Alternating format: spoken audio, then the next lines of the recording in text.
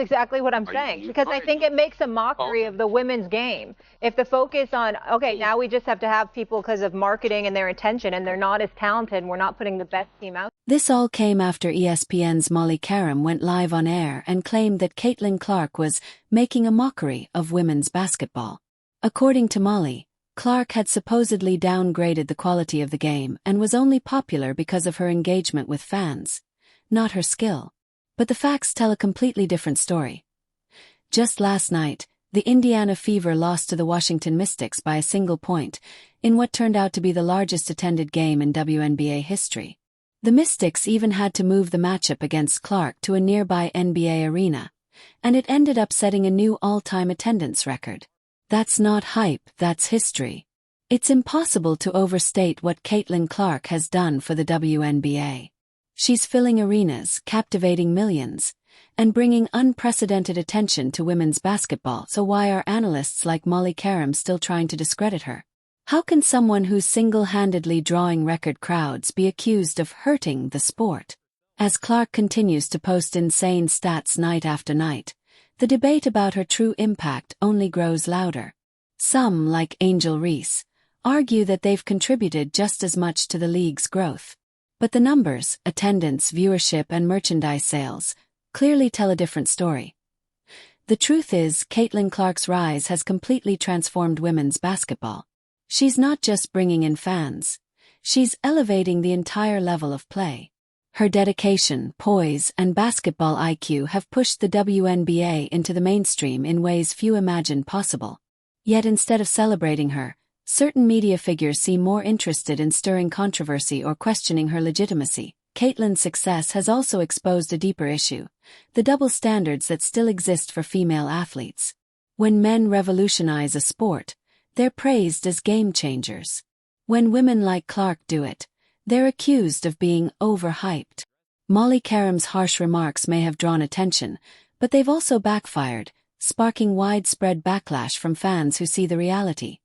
Caitlin Clark isn't mocking women's basketball. She's redefining it, inspiring a new generation, and proving that the sport has never been stronger, more exciting, or more watched than it is right now. Is on the wrong team. She's got the wrong skill set to handle the physicality of that league, and she's a rookie. And if you're a WNBA player, if you're any kind of player, you're going to say, I'm going to make a statement. Targeted by society, targeted by her looks, targeted by her reputation, targeted by the disrespect that they've shown to the WNBA. There's a huge target on this kid's back. I thought Cameron Brink said something really smart. She said, no, they're expecting this rookie class to be perfect. This rookie class isn't even one of the best rookie classes in the last 10 years. Molly Qerim argued that while Caitlin Clark has undeniably drawn massive crowds and boosted viewership for women's basketball, she hasn't necessarily elevated the overall level of play. According to Qerim, Clark's game is flashy but lacks substance, more of a spectacle designed to entertain casual fans rather than improve the sport itself. Essentially, Qerim portrayed Clark as more of an entertainer than an elite athlete, someone capable of driving ratings but, in her view, not upholding the integrity and fundamentals of basketball. At the core of Qerim's criticism lies the belief that Clark's game relies too heavily on three-pointers and highlight reel moments, deviating from the team-oriented fundamentals of basketball. She suggested that Clark's focus on scoring comes at the expense of teamwork, defense, and strategic play, aspects Qerim considers essential to the game's quality. But when you look at Caitlin Clark's actual accomplishments, that argument quickly collapses. Far from being just a performer, Clark has proven herself to be one of the most complete and dominant players women's basketball has ever seen. During her historic career at the University of Iowa, Clark shattered records, becoming the youngest player in NCAA history to record multiple triple-doubles in a single season. She's not just an elite scorer, she's also an exceptional playmaker, often leading her team in assists. Her basketball IQ is exceptional, allowing her to anticipate plays before they happen, threading impossible passes that leave both defenders and fans stunned. The notion that Clark's success is purely entertainment is completely contradicted by the numbers. She doesn't just shoot deep threes. She controls the pace, breaks down defenses, creates opportunities for teammates, and consistently raises the level of competition around her. Defensively, Clark is no liability either. She's a fierce competitor who often takes on the opposing team's best player, frequently leading her team in steals and defensive intensity. When Qerim claims that Clark hasn't elevated the game, she seems to ignore the fact that Clark is doing things women's basketball has never seen before. She's redefining offensive spacing, forcing defenses to evolve, and pushing her teammates and opponents to play better. And it's not just Qerim downplaying Clark's impact. ESPN's Monica McNutt has done the same, even claiming she'd give Rookie of the Year to Angel Reese if Chicago finished above Indiana, which they didn't. In the face of all this criticism, Caitlin Clark continues to let her play speak louder than the pundits, rewriting the standards of women's basketball one game at a time.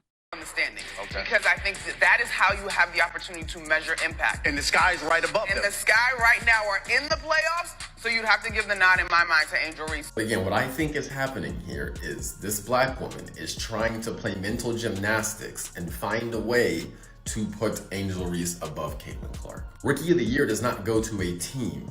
That's why it's called Rookie of the Year. It goes to an individual player. So wouldn't it make sense that you would analyze their statistics and analyze individual play overall? Like, this woman is doing all types of mental gymnastics in order to come to this conclusion so she can try to place Angel Reese above Caitlin Clark in that race. When the Fever and the Future are ranked higher than the Sky, I'll be curious to see if she says the same thing. See if she then tries to maneuver to something different. One of the most remarkable aspects of Caitlin Clark's game is her unwavering consistency. Night after night, she delivers performances that silence critics and redefine what's possible in women's basketball. During the 2021-2022 season, Clark averaged an astounding 27 points, 8 assists, and 7 rebounds per game. Numbers that would be considered MVP caliber in any league, not just college basketball. She has routinely dropped 30, 40, even 50 points in a single game, often single-handedly carrying her team to victory. When commentators like Molly Qerim dismiss Clark as more show than substance, they overlook a key truth. Her dazzling performances aren't for spectacle. They're for survival.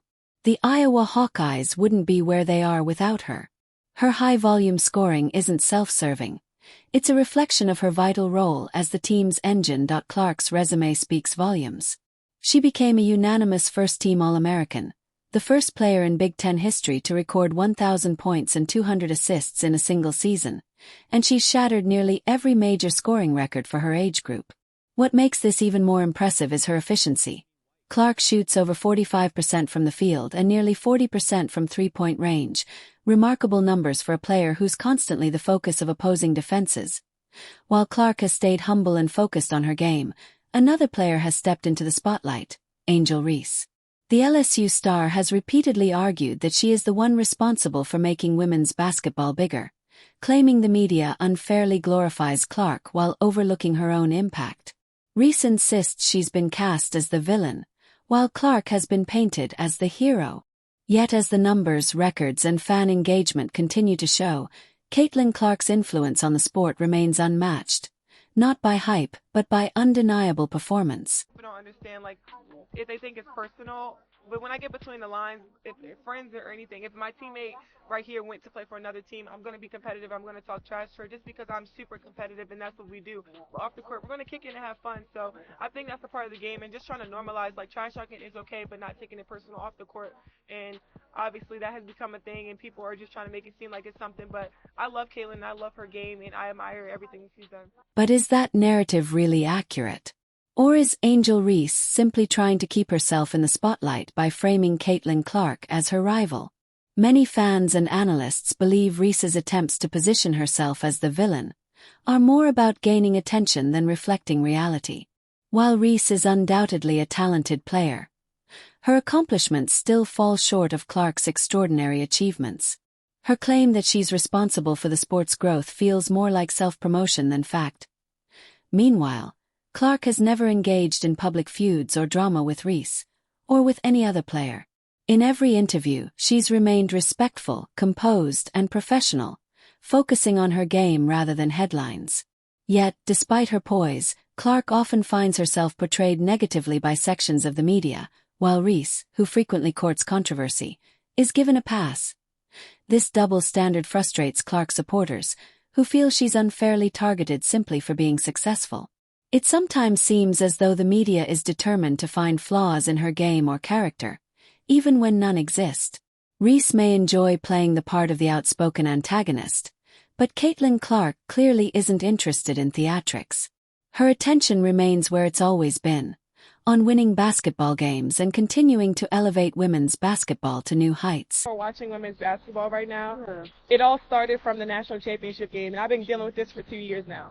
And understanding, like, yeah, negative things have probably been said about me, but honestly, I'll take that because look where women's basketball is. People are talking about women's basketball, but you never would think that we'd be talking about women's basketball. I'll look back in 20 years and be like, yeah, the reason why we watching women's basketball is not just because of one person. It's because of me too, and I want y'all to realize. One of the most puzzling aspects of the Caitlin Clark controversy is how the media has chosen to portray her.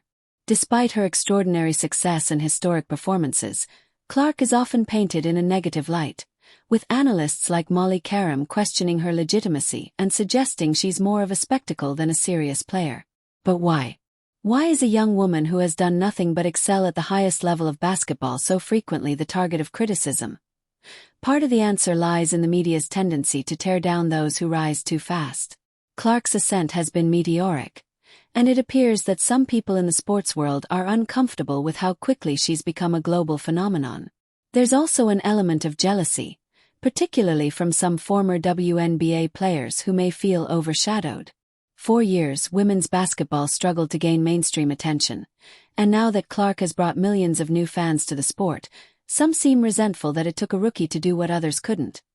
But perhaps the most troubling factor is the double standard that still exists for female athletes. In men's sports, young stars are celebrated for their dominance. When LeBron James entered the NBA and started breaking records as a teenager, he was hailed as the future of basketball. Yet when Caitlin Clark achieves the same kind of success in the women's game, she's accused of being overhyped or making a mockery of the sport. Caitlin Clark isn't diminishing women's basketball, she's redefining it. Her impact has elevated the game to heights it's never seen before, even if some critics are too blinded by bias or envy to admit it. Olympic break helped the Indiana Fever more than any other team. And I felt like the Olympic break really hurt Chicago. Because I thought before the break, Indiana was playing well, Chicago was playing well, and granted, there have been injuries and things like that. But since the Olympic break, this Indiana Fever team, to me, is a completely different. This double standard isn't just unfair, it's deeply harmful. It sends a damaging message that no matter how talented a female athlete is, she'll always be judged more harshly than her male counterparts.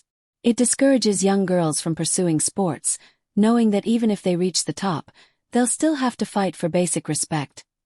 Another key element of the Caitlin Clark controversy is the growing sense of jealousy from some former WNBA players.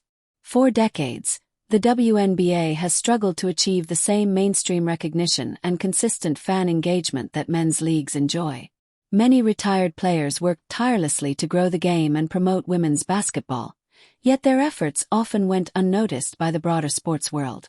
Then Caitlin Clark arrived and changed everything. In just one season, she's brought millions of new fans to the WNBA, filled arenas across the country, and shattered viewership records.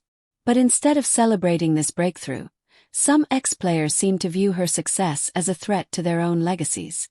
Rather than acknowledging Clark's once-in-a-generation talent, they've attempted to downplay her accomplishments, suggesting she's only popular because of media hype. They claim her fame is manufactured, that she's more of a marketing tool than a genuine star. Yet those arguments crumble under the weight of the facts. Caitlin Clark's success isn't the product of media spin. It's the result of hard work, elite talent, and relentless dedication. Every record she's broken, every game she's elevated, has been earned.